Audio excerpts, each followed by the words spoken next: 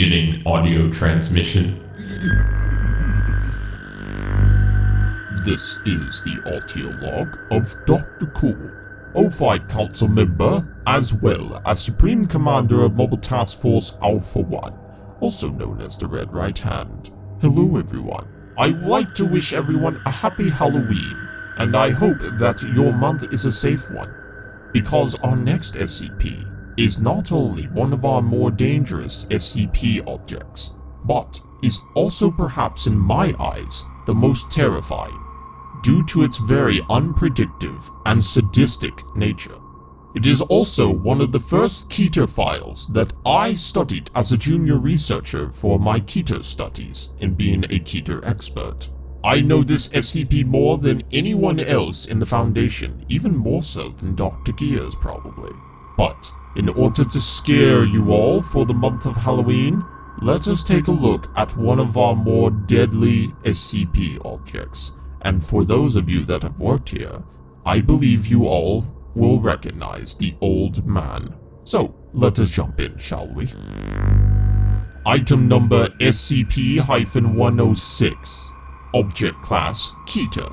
Special Containment Procedures. Revision 11-8. No physical interaction with SCP-106 is allowed at any time. All physical interaction must be approved by no less than a 2/3 vote from O5 Command. Any such interaction must be undertaken in AR-2 maximum security sites after a general non-essential staff evacuation. All staff, research, security, D-Class, etc. are to remain at least 60 meters away from the containment cell at all times, except in the case of breach events. SCP-106 is to be contained in a sealed container comprised of lead-lined steel. The container will be sealed within 40 layers of identical material, each layer separated by no less than 36 centimeters of empty space. Support struts between layers are to be randomly spaced.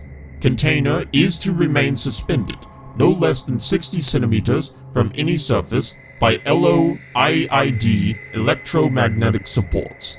Secondary containment area is to be comprised of 16 spherical cells, each filled with various fluids and a random assembly of surfaces and supports. Secondary containment is to be fitted with light systems capable of flooding the entire assembly with no direct human involvement. Both containment areas are to remain under 24-hour surveillance. Any corrosion observed on any containment cell surfaces, staff members, or other site locations within 200 meters of SCP-106 are to be reported to site security immediately. Any objects or personnel lost to SCP-106 are to be deemed missing or KIA. No recovery attempts are to be made under any circumstances. Personal note: continued research and observation have shown that when faced with highly complex or random assemblies of structures, SCP-106 can be confused, showing a marked delay on entry and exit from said structure. SCP-106 has shown an aversion to direct sudden light. This is not manifested in any form of physical damage, but a rapid exit into the pocket dimension generated on all solid surfaces. These observations, along with those of lead aversion and liquid confusion, have reduced the general escape incidence by 43%. The primary cells have also been effective in recovery incidents requiring recall protocol. Observation is ongoing. Description: SCP-106 appears to be an elderly humanoid with a general appearance of advanced decomposition. This appearance may vary, but the rotting quality is observed in all forms. SCP-106 is not exceptionally agile and will remain motionless for days at a time, waiting for prey. SCP-106 is also capable of scaling any vertical surface and can remain suspended upside down indefinitely. When attacking, SCP-106 will attempt to incapacitate prey by damaging major organs, muscle groups, or tendons, then pull disabled prey into its pocket dimension. SCP-106 appears to prefer human prey items in the 10 to 25 years of age bracket. SCP-106 causes a corrosion effect in all solid matter it touches, engaging a physical breakdown in materials several seconds after contact. This is observed as a rusting, rotting, and cracking of materials, and the creation of a black mucus-like substance, similar to the material coating SCP-106. This effect is particularly detrimental to living tissues, and is assumed to be a pre-digestion action. Corrosion continues for 6 hours after contact, after which the effect appears to burn out. SCP-106 is capable of passing through solid matter, leaving behind a large patch of its corrosive mucus. SCP-106 is able to vanish inside solid matter, entering what is assumed to be a form of pocket dimension. SCP-106 is then able to exit this dimension from any point connected to the initial entry point. Examples include entering the inner wall of a room and exiting the outer wall, entering a wall and exiting from the ceiling. It is unknown if this is the point of origin for SCP-106, or a simple lair created by SCP-106. Limited observation of this pocket dimension has shown it to be comprised mostly of halls and rooms with entry. This activity can continue for days, with some subjected individuals being released for the express purpose of hunting, recapture, and accessing addendum files. Now, we get into our addendum files of SCP Behavior of 106 and Recall Protocol. SCP Review Notes. Due to the increasingly difficult to contain nature of SCP-106, SCP is to be reviewed every 3 months or during a post-breach incident. Physical restraints are impossible, and direct physical damage appears to have no effect on SCP-106. Current SCP as of revolves around basic observation and immediate response. Previous more proactive special containment procedures have been recalled due to the events of breaches.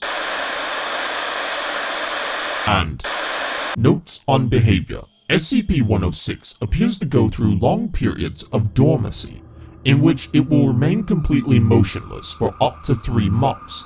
The cause of this is unknown. However, it has been shown that this appears to be used as a lulling tactic. SCP-106 will emerge from this state in a very agitated state, and will attack and abduct staff, and cause gross damage to its containment cell and the site at large.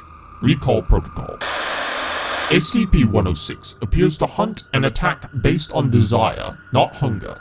SCP-106 will attack and collect multiple prey items during a hunting behavior event, keeping many alive in the pocket dimension for extended periods of time. SCP-106 has no detrimental limit, and appears to collect a random number of prey items during an event. The inner dimension accessed by SCP-106 appears to only be accessed by SCP-106. Recording and transmission devices have been shown to still operate inside of this dimension. Though recordings and transmissions are very degraded, it appears that SCP-106 will play with captured prey, and appears to have full control of time, space, and perception inside this dimension. SCP-106 appears. And finally, a more morally questionable event, but an important one nonetheless, and one that has shown to have worked in these events before. Recall Protocol. In the event of a breach event by SCP-106, a human within the 10 to 25 years of age bracket will be prepped for recall, with the compromised containment cell being replaced and restored for use. When the cell is ready, the lure subject will be injured, preferably via the breakage of a long bone, such as the femur, or the severing of a major tendon, such as the Achilles tendon. Lure subject will then be placed in the prepped cell, and the sound emitted by said subject will be transmitted over the site public address system. SCP-106 will typically begin to gravitate towards the lure subject within 10 to 15 minutes after hearing the subject. Should SCP-106 not respond to the initial broadcast, additional physical trauma is to be administered to the lured subject at 20-minute intervals until SCP-106 responds. Multiple lure subjects may be used in the case of major breach events. SCP-106 will typically enter a dormant state after finishing with a lured subject. In addition, subjects may... Ending audio file. Now, I understand that many of you have a problem with this protocol. Me and my other O5s have gotten many complaints when it comes to this protocol being enacted. However, you must understand that this SCP is completely unpredictable, and this is the only foolproof method that we have in securing it. What would you want? The sacrifice of a 10-year-old child, in yes, a painful way, but a sacrifice well worth it, I believe. A sacrifice that protects humanity. A sacrifice that makes sure that SCP-106 itself does not breach containment and threaten others. I would gladly sacrifice the life of a child in order to save 1,000 souls. And I also understand that many of you are parents within the SCP Foundation, but as you know, we do discourage you from being parents. This line of work is not for the weak.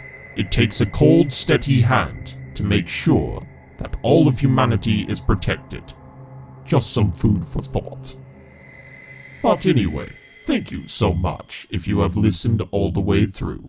And I hope that this SCP has indeed scared and terrified many of you, in hopefully becoming more aware of your surroundings, especially if you are working with this SCP. In the meantime, you can click that like and subscribe button down below. It really does help the channel out. And if you would love to go beyond the call of duty for the SCP Foundation, then go to our Patreon page in the description below or at the end of this video, and help us out there.